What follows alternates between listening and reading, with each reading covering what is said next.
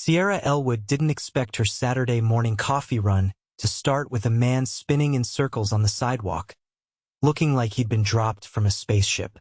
He was tall, dressed in a tailored charcoal coat that didn't match the scuffed map in his hand or the confused expression on his face. His hair was dark and tousled like he'd been running his hands through it in frustration, and his shoes, definitely expensive, looked completely out of place on the cracked concrete of her neighborhood in downtown Seattle. "Are you lost?" Sierra asked, balancing her coffee and bagel as she stepped closer. The man turned, his eyes sharp and ocean blue lit up like she'd just offered him oxygen. "Yes," he said, with a slight accent she couldn't quite place. "I'm supposed to be at some art gallery. It's called something with a B." Sierra arched a brow. "Ballard Modern?" His face lit up. "Yes, that's the one.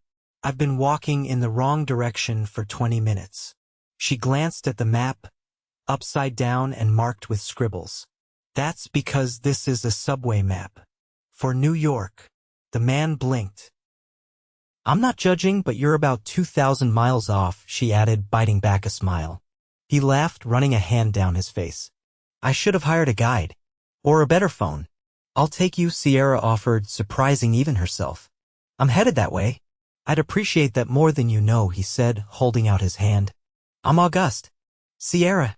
They shook, and for a second her fingers brushed his warm, strong, not the kind of hands she expected on a guy who looked like he belonged in a boardroom. As they walked, August asked questions. Not just about directions, but about the city, the art scene, the coffee culture. He wasn't just making conversation, he was curious, engaged, like he genuinely wanted to know everything about the place. And about her. "So what do you do?" he asked as they passed a row of galleries. "I work at Evergreen Books," she said. "It's a local bookstore. I run events, author readings. Nothing glamorous." "Sounds kind of perfect," he said, looking at her like she just told him she owned a castle. "You're not from around here," she said. "Nope," he said, not offering more.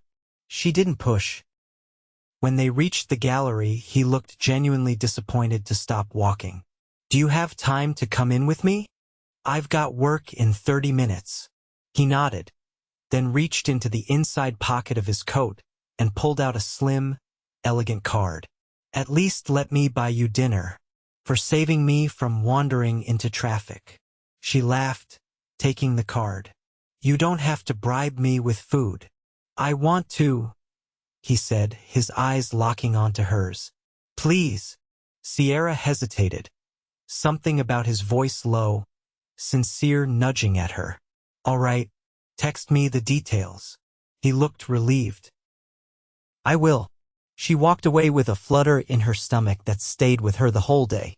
That night, she picked the most neutral dress she owned, black, simple, safe, and arrived at the restaurant he'd messaged her about. The place had no sign, just a velvet rope and a man in a black suit who greeted her like she was royalty. "Ms. Elwood, Mr. Davenhall is expecting you." She blinked. "Mr. Davenhall?" The man held the door open. Inside, it was another world: crystal chandeliers, live piano, waiters in tuxedos. And there, at a corner table, sat August. Same tousled hair, but now in a dark navy suit that hugged his frame like it had been made for him. He stood when he saw her, eyes brightening. "You came. You didn't mention this place was." "This," she said, sliding into the seat across from him. He grinned. "I figured I'd let the food do the talking." Dinner was effortless. They didn't talk about jobs or money. Instead, they talked about terrible movies, favorite books, childhood dreams. He made her laugh until her sides hurt. And when the dessert came, some kind of gold-dusted chocolate tower she couldn't pronounce, he leaned in a little closer. "Thank you for not running when you saw the menu." "I almost did," she teased. "I'm glad you didn't." Afterward, he walked her to her car. They stood by the curb, the night cool around them. "I'd really like to see you again," he said, voice softer now. Sierra hesitated. "You're only in town for a week. Maybe 2. That's not long." "No," he said, stepping closer. "But I've never met anyone like you." She felt that line hit her chest like a thunderclap. "You barely know me. I know how you made me feel today," he said. And that's not something I forget. She didn't know what to say, so she didn't say anything. He didn't kiss her, just brushed his fingers against her hand and whispered, "Good night, Sierra." She watched him walk away, heart pounding. The next day, she told herself not to read into it. Maybe he was just charming. Maybe he said things like that to everyone. But then he showed up at the bookstore. Not flashy, not loud, just there, leaning against the counter with 2 coffees and a smile.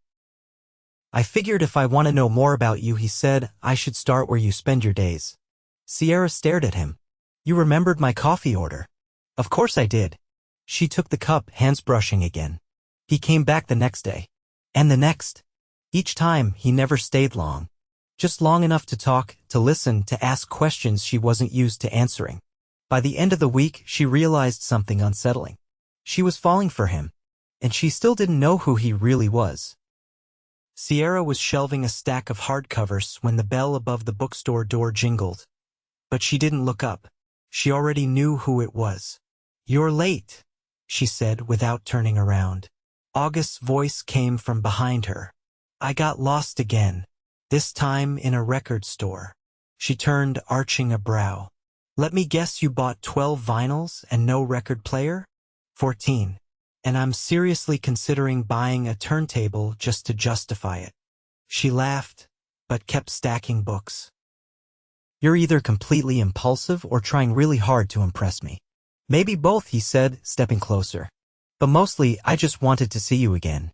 She paused mid-shelving. "I brought you something," he added quickly. "If it's another coffee, I swear no. Something better."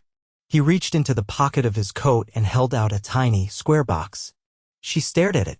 "If that's jewelry, I'm throwing you out." "It's not," he said, opening it to reveal a delicate enamel pin shaped like a typewriter. "I saw it in a shop window and thought of you." Her expression softened as she took it from the velvet lining. "That's actually really thoughtful. I figured you'd like it more than something shiny." "You figured right." He leaned against the edge of the counter, eyes flicking over the shelves behind her. "You ever think about writing one of these yourself? A novel?" She gave a small shrug. "Sometimes, but it's easier to talk about books than to try and write one." "I don't believe that," he said simply. "And what exactly do you believe I'd write about?" He tilted his head slightly. "A woman who helps a stranger and ends up changing both their lives." She rolled her eyes, but her lips curved. "That's way too romantic."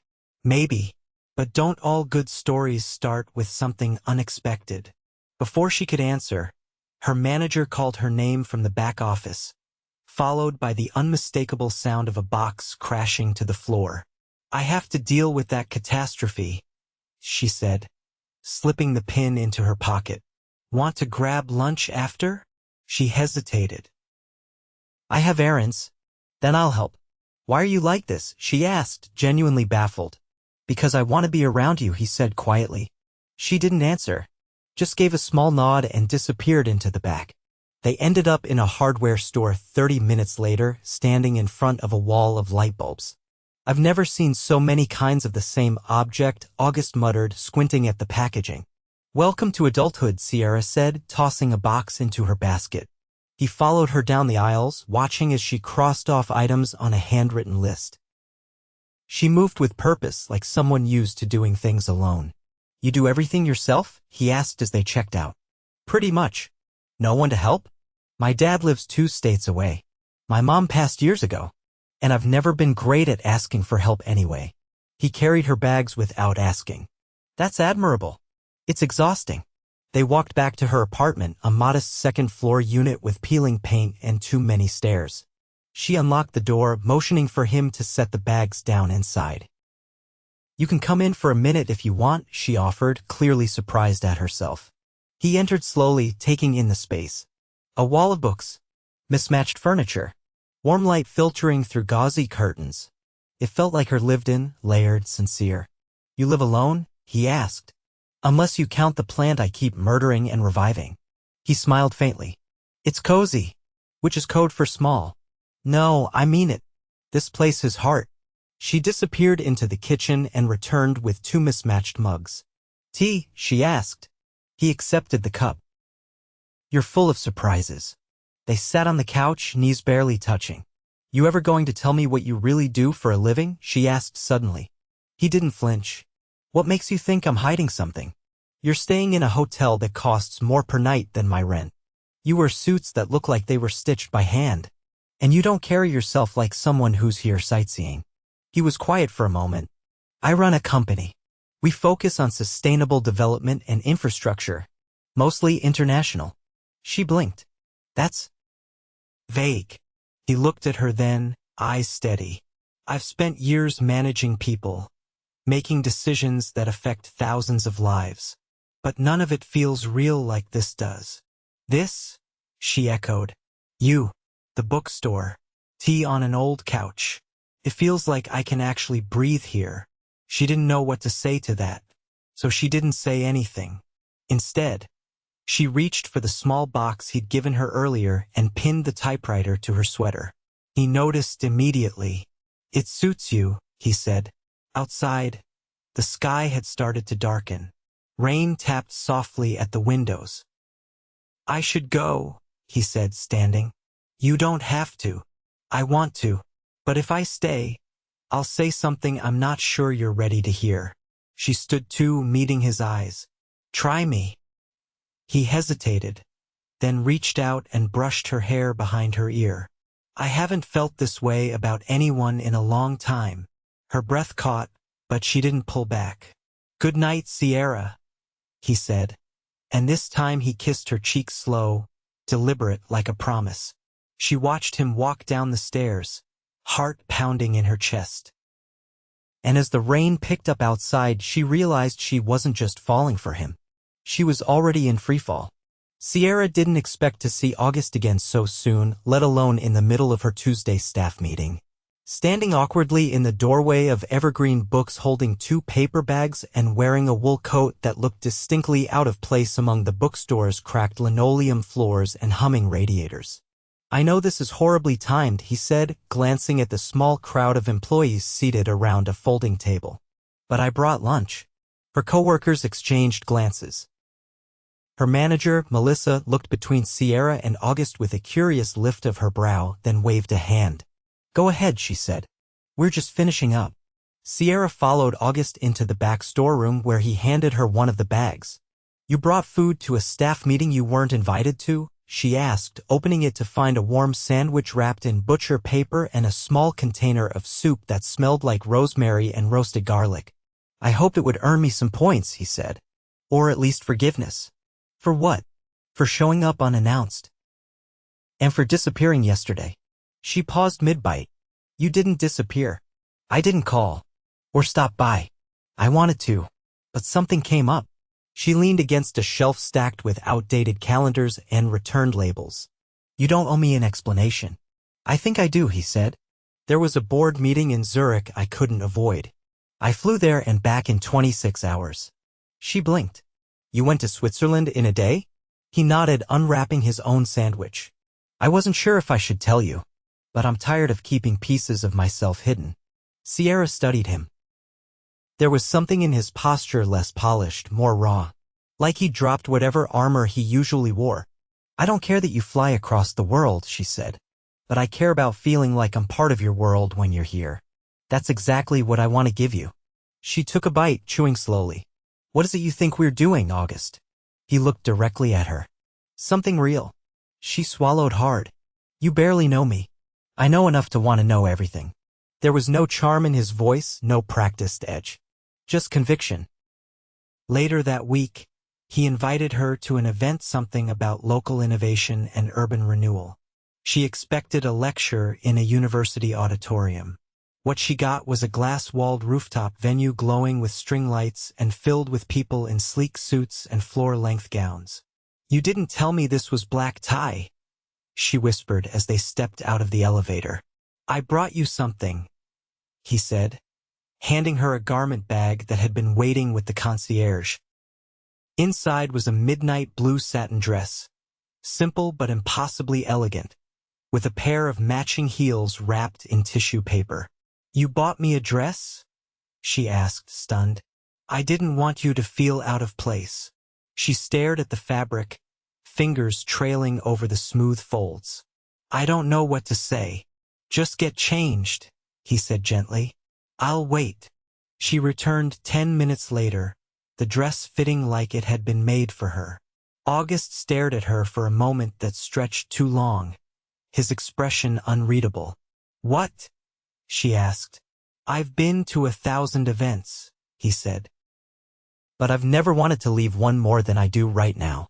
Just to be alone with you. They entered the gathering together, his hand at the small of her back, guiding her through a sea of unfamiliar faces.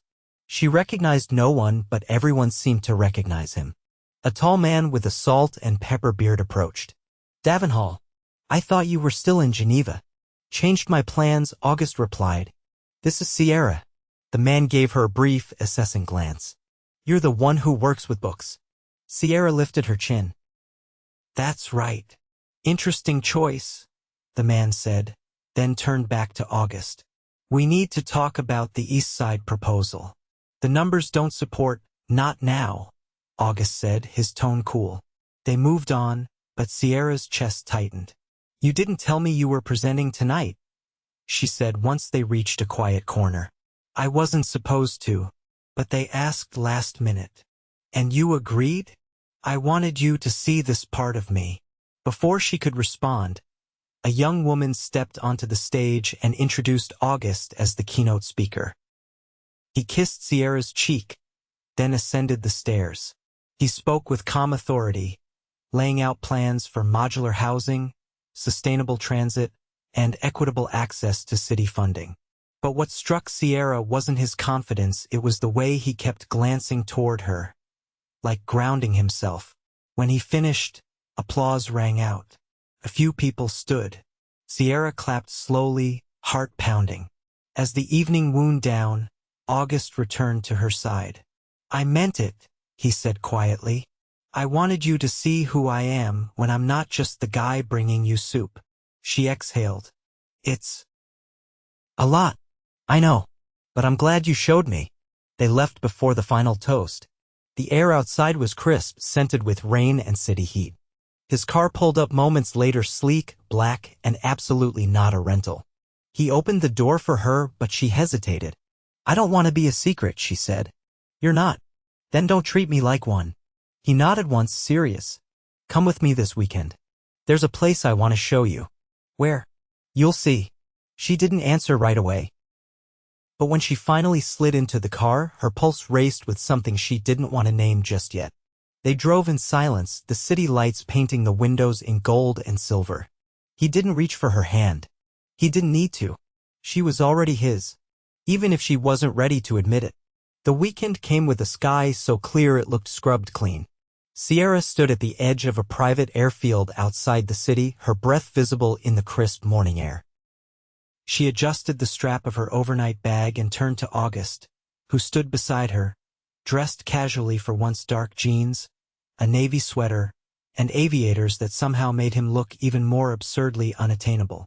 You said you wanted to show me something, she said, watching as a sleek, silver jet was prepped on the tarmac. He nodded. I did, and I will. Is this your jet? It's one of them. Sierra blinked. One of them. August gave no explanation, just led her toward the stairs. Trust me. They boarded, and the moment the door sealed shut, the cabin fell into a cocoon of soft lighting and leather seats that reclined with a single touch. A flight attendant offered champagne, which Sierra politely declined. As the jet lifted off, she turned to him. Where are we going? Victoria Island, he said without hesitation. There's a place there. I go when I need quiet. She studied him. You don't strike me as someone who gets overwhelmed easily. I don't show it easily. That's different. The flight was short and the descent revealed a sweeping coastline, thick forests, and a glassy bay that shimmered like silver. When they landed, a vintage cream-colored Land Rover waited on the tarmac. August drove them through winding roads beneath canopies of pine until they reached a secluded property tucked behind a grove of cedar trees. The house was modern but warm steel paired with natural wood, floor-to-ceiling glass walls that looked out over the ocean. Sierra stepped out and caught her breath. "This is yours. It's the only place I don't take calls." Inside, the air smelled like cedar and sea salt. There were no staff, just them. "You stay here alone?"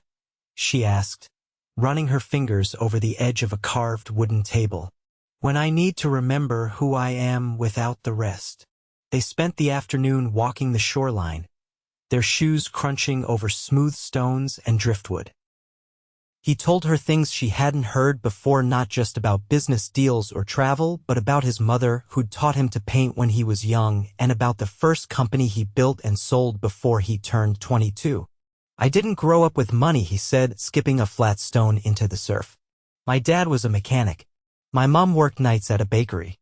I started with nothing but a borrowed laptop and a list of ideas." Sierra picked up a stone, turned it in her hand. "Then why hide it from me? I didn't want the money to be the first thing you saw. I wanted you to like me before you ever knew what I had." She tossed the stone into the waves. "I liked you the moment you handed me a subway map for the wrong city." That night, they cooked dinner together. He lit candles without fanfare and poured wine while she stirred pasta on a stove that looked barely used. The music came from an old speaker tucked behind a stack of books, jazz, soft and moody. They sat at the long wooden table under dim lights, legs brushing. "I've never brought anyone here," he said, voice low. "I've never wanted to be anywhere else," she replied. He reached for her hand, thumb grazing her wrist in a way that made her pulse stutter. "Sierra, I need to ask you something." She looked up, heart suddenly in her throat. "I have to go back to London next week. There's a deal that needs closing, and I can't delay it. But I don't want to lose this. I don't want to lose you." "Then don't," she said, fingers tightening around his. "Come with me." She froze. "To London. For a week. For as long as you want. I'll handle everything. You can work remotely. I'll make it easy." "I don't want easy," she said. "I want honest. I want real. Then come and see who I am there too." She didn't answer right away, but later, when they lay on the couch wrapped in a throw blanket, her head on his chest, she whispered, "Okay." London was a blur of motion town cars, penthouse suites, meetings in mirrored conference rooms where men in suits greeted August like royalty. Sierra stayed mostly quiet, observing, but he never left her side. And when he introduced her to his staff, his business partners, his world, he never once hesitated. "This is Sierra," he said at every introduction. "She's with me." One night, after a gala where she wore a dress he'd had delivered to the suite in a box tied with silk ribbon, they slipped away from the ballroom and climbed to the roof of the hotel. The city sparkled below them, a constellation of light. "I love you," he said, without preamble. Sierra turned toward him, stunned. "I've never said that to anyone before," he added. "Not like this. Not where it meant everything." She stared at him, heart pounding. "You can't love me. We've only known each other long enough," he interrupted. "I'm not asking you to say it back. I just needed to say it out loud." She reached up, touched his cheek. "I'm not afraid of how fast this is moving. I'm afraid of what happens when it stops." "It won't," he said. "Not if I have anything to do with it." The next morning, he made a call. Sierra only heard his side of it, calm, direct, decisive. When he hung up, she asked, "What was that?" "I'm opening an office in Seattle." Her eyes widened. "You're moving your company?" "I'm expanding it. And I'm making Seattle one of our permanent headquarters." "Because of me? Because of us?"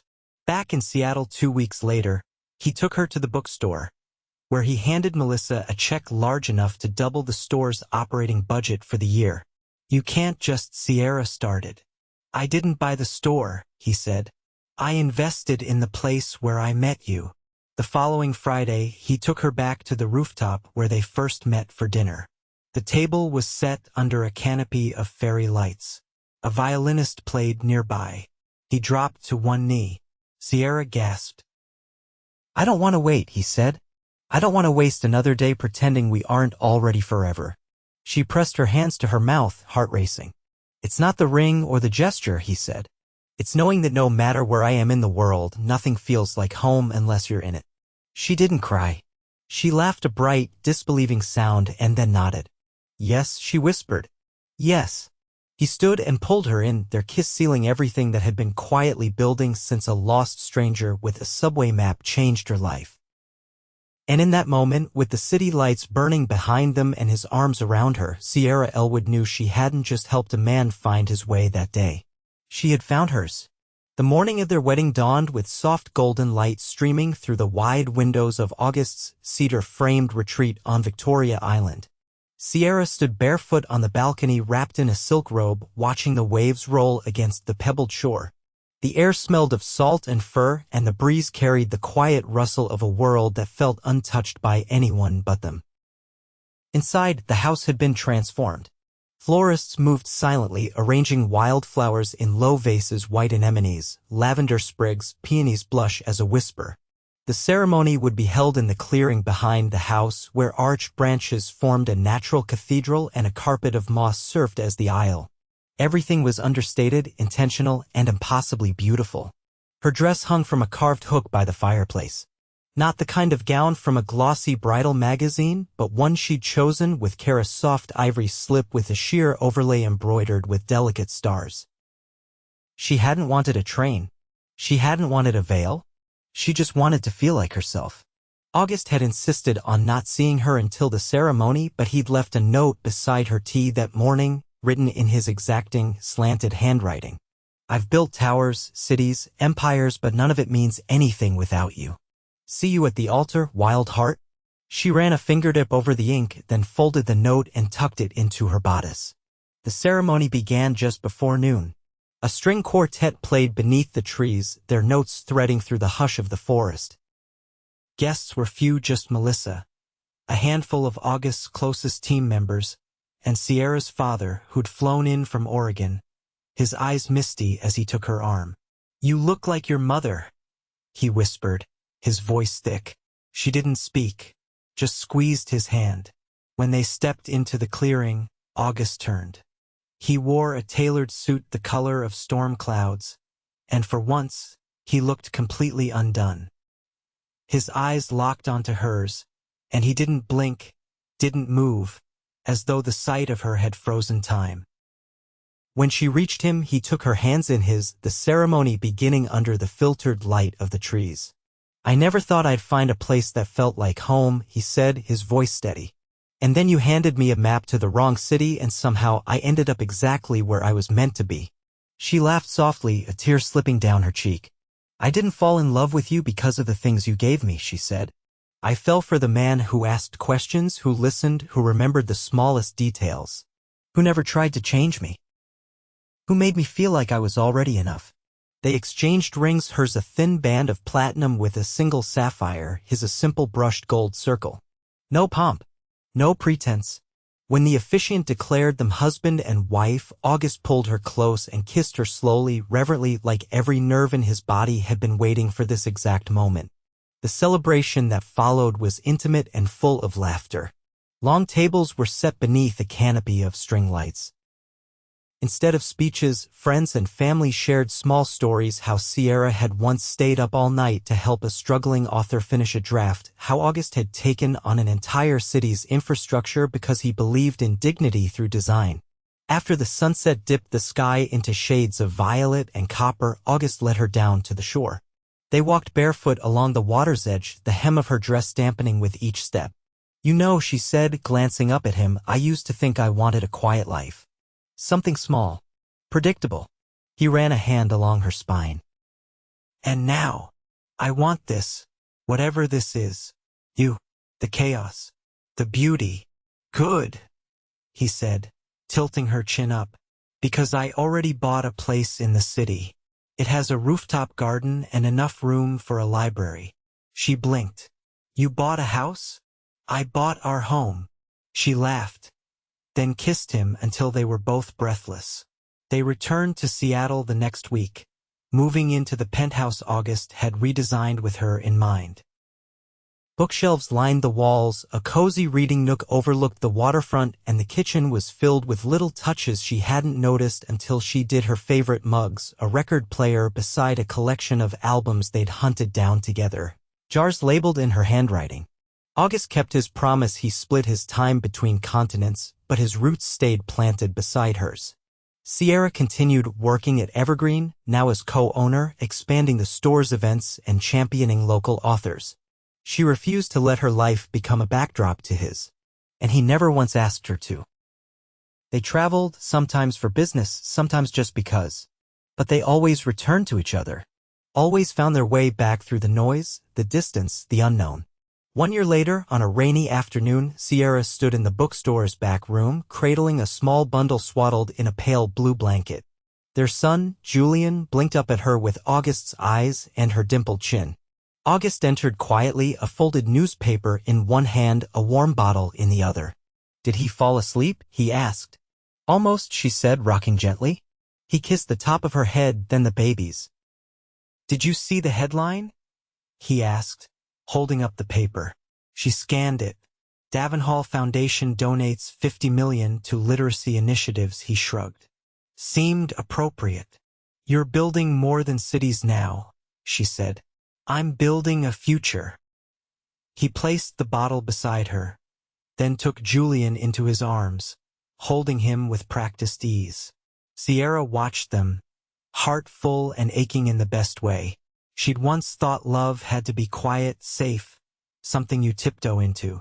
But August had taught her it could be thunder and stillness, fire and shelter. That it could find you on a cold sidewalk in the wrong city, holding the wrong map, and still lead you exactly where you were meant to go.